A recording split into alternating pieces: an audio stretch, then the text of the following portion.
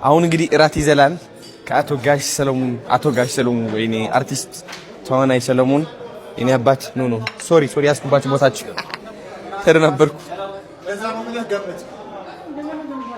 የተከበሩ ክቡርነቶ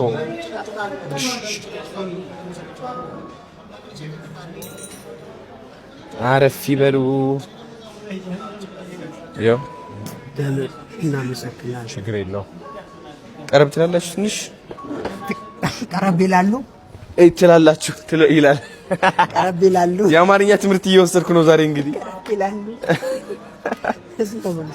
ባይ ዘ ወይ አማርኛ ኦልሞስት አሁን ሶስተኛ ቋንቋዬ ነው አይደል? እንግሊሽ በቃ እሱ ነው እየለፈለፍኩኝ ያልኩት ካናዳ። ትግርኛ መጀመሪያ ነው፣ ከዛ አማርኛ ሶስተኛ።